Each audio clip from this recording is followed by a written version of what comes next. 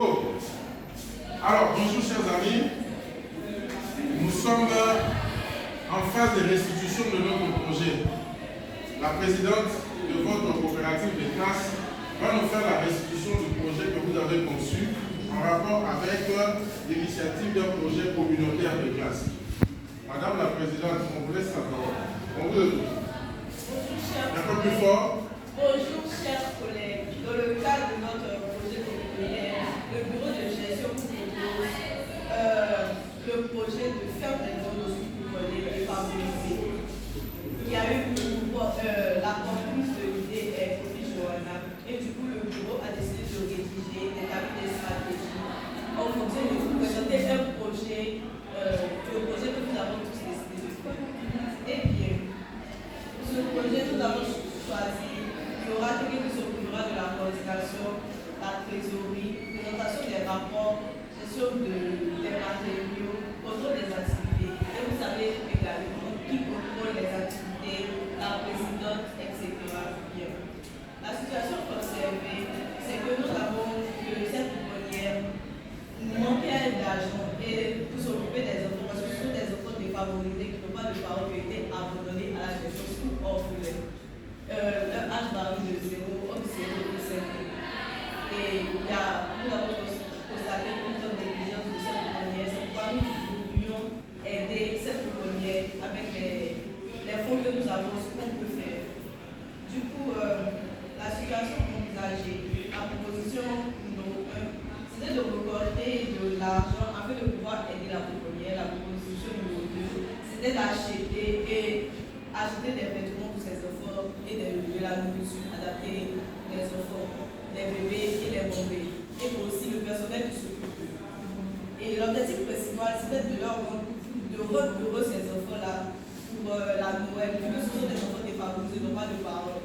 Donc si nous leur apportons des vivres et tout ce qu'ils ont besoin, ça allait leur rendre heureux. Excusez-moi. Spécifique, c'était de l'investir nourrir, aider le personnel aussi qui s'occupe de ces enfants comme je l'ai dit précédemment. Bien sûr, nous avons fait des enfants de l'intervalle de 0 à 5 ans. Ok, la stratégie se poursuit. Nous avons décidé de convoquer des réunions. Ainsi de suite. Nous avons aussi décidé d'organiser un comité d'organisation. Ça ne va pas concerner que le bureau de la gestion. Nous avons aussi établi un programme et rechercher les matériaux nécessaires pour ce projet. Les activités à mener, des prises de renseignements auprès de la pouponnière, faire la liste des matériaux nécessaires, établir un budget et un calendrier de travail, solliciter des demandes techniques de matériel, établir une cotisation que nous avons fait au niveau de la coopérative, trouver un moyen de transport vu qu'elle est hors d'avion, et aussi solliciter la présence d'avions disponibles. Ça nous donne le temps pour nous aider pour la zone de sécurité. Ok. La prise de renseignements dans une période, nous avons décidé de faire dans une période chaque chose, chaque activité arrivée à une durée. Les prises de renseignements se feront du 2 au 29 novembre. Faire la liste des matériaux nécessaires du 29 au 30 novembre.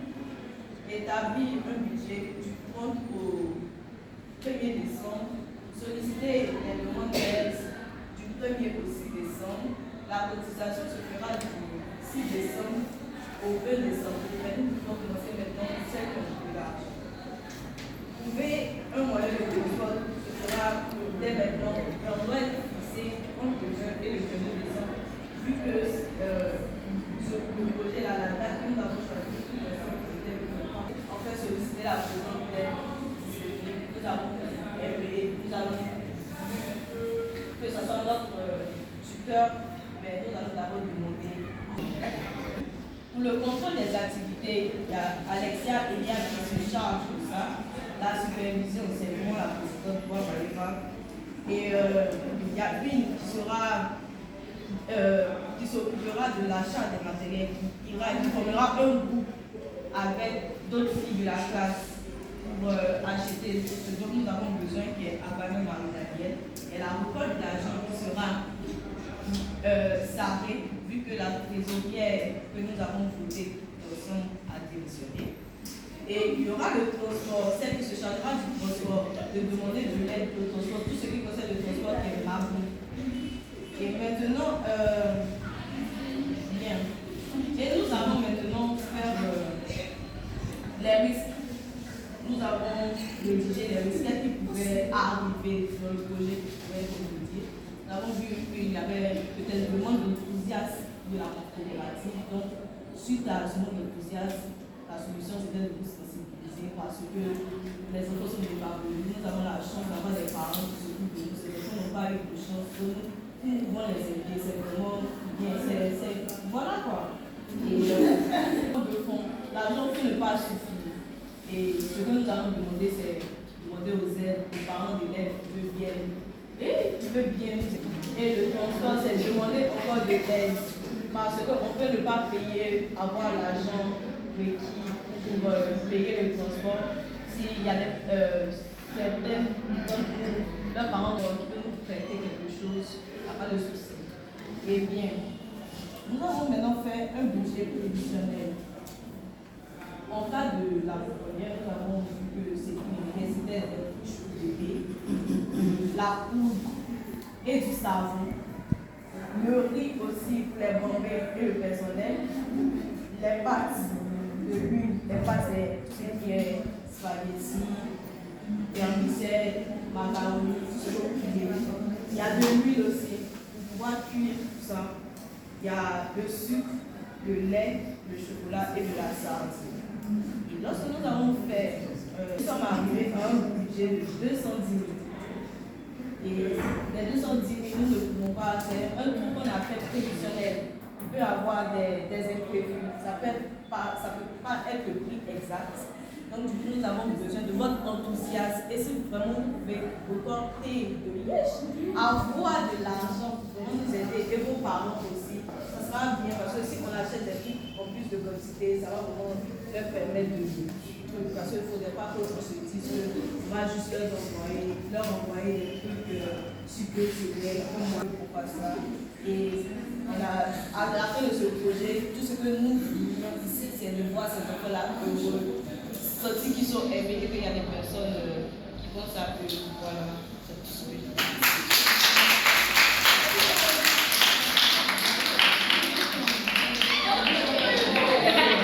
Alors, la présidente, on a 2-3 questions à vous poser avant de vous libérer. Vous êtes certes fixé des objectifs, vous avez adopté une stratégie.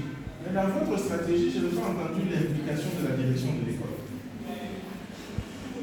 Vous n'y avez pas pensé? Non. Si. Parce qu'on y a pensé, on a même parlé avec la classe. Et on a vu que si on parlait à la directrice n'avait pas dit que on doit écouter la directrice. Mais quand même, on allait lui dire que voici ce que la classe a décidé de faire. Mais on n'allait pas dans le but qu'elle puisse s'impliquer financièrement. Voilà. Oui, d'accord. Il faut faire la part des choses quand vous travaillez comme ça. Vous êtes une coopérative de classe et vous appartenez à une école. Vous êtes une administration qui s'est créée au sein d'une grande administration. Alors, comprenez que ne pose pas verbalement. Les administrations posent par écrit. Donc, vous, en tant que président de la coopérative, comment s'appelle encore votre coopérative? Le nom, vous n'avez pas encore donné le nom. Non. Alors, une question à votre coopérative. On me suit avec votre en-tête.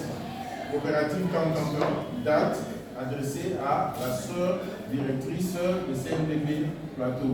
Objet, information sur notre projet. Ma sœur, nous venons par la présente inscription. Vous avez besoin du modèle de courrier. Vous allez sur Google, vous tapez modèle de courrier adressé à la directrice de l'école. Vous allez voir plusieurs modèles. Je voudrais que vous soyez capable de nous investir. Oui, une question, oui. Monsieur, est-ce que pour chaque projet qu'on a, il faut un nom? Non, je parle là du nom de la coopérative. Le projet, vous l'avez déjà en termes d'idées. L'idée du projet, c'est une constitution. Donc, votre courrier, jusqu'en bas, signé la présidente et la secrétaire. D'accord? Vous allez avec au secrétariat de la direction avec 2 copies du courrier. une copie pour l'accusé de réception et une copie qui va rester là-bas. Donc quand vous déposez à la secrétaire, elle va mettre son cachet comme étant courrier déposé ici tel jour, telle date. Et ça va passer de l'autre côté. Maintenant, est-ce que vous avez l'autorisation d'avoir les téléphones ici? Bon, si vous n'avez pas l'autorisation d'avoir des téléphones, parce qu'un courrier, normalement, vous devez avoir des courriers. Donc vous allez mettre au numéro de téléphone, vous mettez soit mon contact, soit le contact de votre monsieur. Comme ça, quand la direction va appeler, c'est nous qui allons répondre en votre nom et puis vous donner le message pour que vous puissiez répondre à la... Là, on parle administration. Il ne s'agit pas de venir, comment ma soeur, voici ce qu'on veut faire. Non, il ne s'agit pas de ça. Vous allez là-bas en tant qu'entité coopérative et par voie de courrier, la soeur aussi va vous saisir encore et dire que voici, j'ai reçu votre courrier, voici ce que je vous donne comme recommandation. Maintenant, à part la sœur directrice du point de vue administratif, dans votre école, il y a un bureau des parents d'élèves. Est-ce qu'il y a un comité des parents d'élèves? Voilà. Donc c'est une deuxième institution qui, vous avez parlé dans votre projet, de chercher de l'aide des parents. C'est vrai que vous pouvez chacune aborder son parent à côté, mais ils sont une organisation. Donc à la même année que vous aurez écrit à la sœur, vous écrivez aussi au président des parents d'élèves du CNDP. Comme ça, l'initiative que vous prenez, les parents sont informés et à leur niveau, ils peuvent se décider comment vous accompagner dans cette initiative. D'accord? Ça, c'est sur la correspondance. Maintenant, sur le budget. Sur le budget, vous avez les produits à aller déposer là-bas. Il faut bien faire la différence entre les budgets. Parce que dans les budgets, vous avez les charges courantes de la coopérative. Ça, ce dont vous avez besoin en tant que coopérative. Vous avez besoin de payer du papier, vous avez besoin de payer des stylos, vous avez besoin peut-être de payer les transports, vous avez besoin de payer les unités de téléphone. Ça, ce sont les charges courantes de la coopérative. Ce montant-là, il faut les avoir déjà quelque part. Vous savez que notre budget mensuel de fonctionnement, c'est autant. Maintenant, vous avez les charges liées au projet. Ça, ce sont les charges occasionnelles. C'est-à-dire, pour ce projet-là, vous avez besoin de payer des spaghettis, vous avez besoin de ceci, vous avez besoin de ça. Ça, ce sont les charges occasionnelles. Ici, ce sont les charges permanentes. On se comprend, non? Donc, il faut avoir les deux charges en même temps. Parce que si on te donne, tu demandes 10 000 pour payer les spaghettis, et après tu te retrouves sans transport. Je prends l'argent pour le transport. Tu as ce budget-là. Maintenant, il faut faire la différence ici que ce budget de charges courantes, c'est vous qui soutenez ça en tant qu'entité. La dernière fois, on a dit quoi? Vous avez cotisé? Vous devez avoir une caisse, c'est pour ça que vous avez un trésorier. Vous devez adopter un mode de... La trésorière doit avoir une caisse et l'assemblée de charges courantes. Les charges occasionnelles, vous pouvez rechercher ça en termes d'aide. Mais vous avez déjà un budget qui est votre caisse. Vous allez cotiser combien par mois? Volontairement, du 1er au 30. Parce qu'à la prochaine assemblée générale, ne vont participer que celles qui sont en règle avec les cotisations. L'assemblée constitutive, tout le monde avait eu droit à la parole. Mais la prochaine assemblée générale, seules celles qui sont en règle avec la cotisation qui vont participer. Les autres, vous n'allez pas avoir droit au vote. Vous allez regarder vos amis. Alors, on cotise combien par mois dans la coopérative? C'est vous. 100 francs, 200 francs, 500 francs, 1000 francs. Vous choisissez quoi? Vous choisissez? Oui?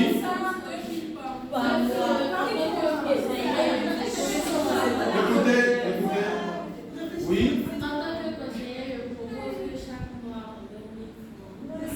Chaque semaine. Par mois. D'accord. Qui d'autre? Oui? Non, ce qui est doté par mois, si on dit par mois, c'est par mois. Même si tu as donné la dernière semaine, c'est par mois. Monsieur, oui? 200 par jour, ça fait 1000 francs par semaine. Donc ça suffit. 200 par jour. Ça fait 1000 francs par semaine. 200 par jour, ça fait 1000 francs par semaine. Donc ça fait 5000 par mois. D'accord, allons au vote. Qui vote pour 500 francs par semaine? 500 francs de cotisation par semaine. 1, 2, 3, 4. Levez bien les mains, on veut qu'on est en train de Ça voter. suffit pas. 1, 2, 3, 4, 5, 6, 7, 8, 9, 10. Voilà, 10 votes 1000 francs par semaine. Moins. 1000 francs par semaine. 1, 2, 3, 4, 5, 6, 7. D'accord. Non, plutôt, désolé. 1000 francs par mois, pas par semaine. Même les 500. Les 500 étaient par mois, c'est pas par semaine. 500 francs par mois. 500 par mois. 1, 2, 3, 4. Qui vote 1000 francs par mois? Bon, c'est la majorité absolue. Ok, donc, votre coopérative, vous allez vous investir à cotiser chacune 1000 francs par mois. Les candidats trésoriers, venez ici, on va clôturer avec cette histoire. Comme elle a démissionné, qui sont candidates au poste de trésorier? Venez ici.